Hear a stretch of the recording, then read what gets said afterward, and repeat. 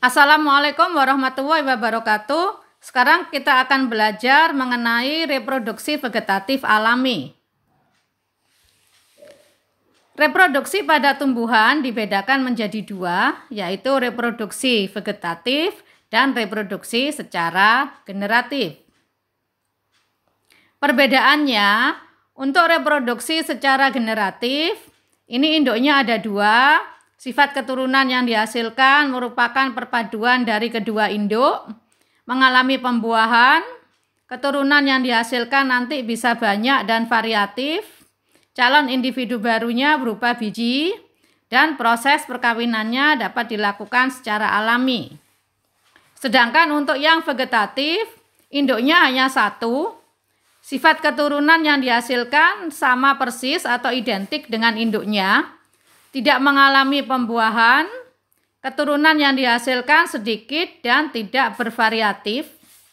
Calon individu baru dapat berupa tunas, akar tinggal, ataupun gerage, dan sebagainya. Proses perkawinannya bisa dibantu dengan manusia.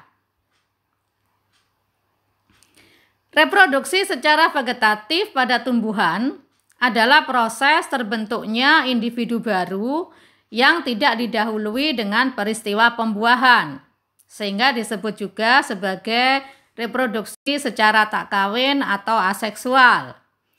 Dibedakan menjadi dua, yaitu vegetatif alami dan vegetatif buatan. Reproduksi vegetatif alami ini adalah proses terbentuknya individu baru yang tidak didahului dengan peristiwa pembuahan dan terjadi secara alami. Contohnya yang pertama adalah spora. Spora bisa terjadi pada tumbuhan lumut dan tumbuhan paku. Spora tumbuhan lumut dibentuk di dalam sporangium atau kotak spora. Sedangkan pada tumbuhan paku dihasilkan oleh daun fertil yang terletak di dalam sorus dan berada di bawah daun atau di tepi-tepi daun. Yang kedua adalah tunas pada tanaman pisang ataupun tebu. Tunas pada tanaman pisang tumbuh di sekitar tanaman induk. Tunas ini tumbuh dari bonggolnya yang terdapat di dalam tanah. Bonggol tersebut sesungguhnya adalah batang yang memiliki mata tunas. Tunas nanti akan tumbuh bisa menjadi tanaman baru dan tidak tergantung kepada induknya. Yang ketiga adalah tunas adventif, disebut juga sebagai tunas liar karena tidak tumbuh di ujung batang atau di ketiak daun seperti tunas pada umumnya, melainkan pada akar dan tepi-tepi daun. Tunas akar ini ada pada cemara, sukun, dan kesemek. Sedangkan tunas daun ini pada tanaman cocor bebek. Yang keempat adalah umbi lapis. Ini memiliki bagian pangkal yang agak keras yang disebut sebagai cakram atau diskus. Cakram sebenarnya adalah sebuah batang. Dari cakram nanti tumbuh daun yang tebal, lunak, berlapis-lapis, dan berisi cadangan makanan. Pada lapisan terluarnya akan tumbuh umbi baru yang disebut siung, yang nanti akan tumbuh menjadi individu baru. Umbi lapis terdapat pada bawang merah, bawang bombay, bunga bakung, ataupun bunga tulip. Yang kelima adalah umbi batang. Ini batang yang menggembung karena berisi cadangan makanan dan terletak di bawah tanah, tidak memiliki daun sisik. Pada umbi batang terdapat mata tunas yang nantinya akan tumbuh menjadi tanaman baru. Umbi batang ditemukan pada kentang dan ubi jalar.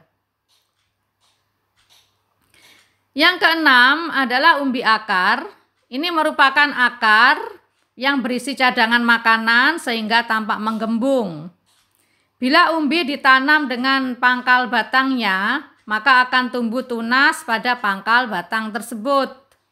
Contohnya pada wortel, singkong, ataupun lobak. Yang ketujuh, rizoma atau akar tinggal. Ini merupakan batang yang tebal dan tumbuhnya mendatar di bawah tanah, memiliki ruas dan buku-buku. Pada buku-buku terdapat daun yang sudah berubah menjadi sisik tipis. Juga ada mata tunas yang nanti akan tumbuh menjadi tanaman baru. Rizoma terdapat pada tumbuhan jahe ataupun kunyit atau semua golongan Singiberaceae. Juga pada bunga kana dan sansevieria. Yang kedelapan adalah geragi atau stolon. Ini juga merupakan batang tapi tumbuhnya mendatar di atas tanah. Kalau pada rizoma tadi tumbuhnya di bawah tanah. Kemudian di sepanjang batang ini ada buku-buku yang nanti akan tumbuh akar dan tunas baru yang akan menjadi tanaman baru. Contohnya pada pegagan, arbae, dan rumput teki. Demikian pembahasan untuk vegetatif alami, semoga bisa dipahami. Mohon maaf atas segala kekurangan, semoga bermanfaat. Wassalamualaikum warahmatullahi wabarakatuh.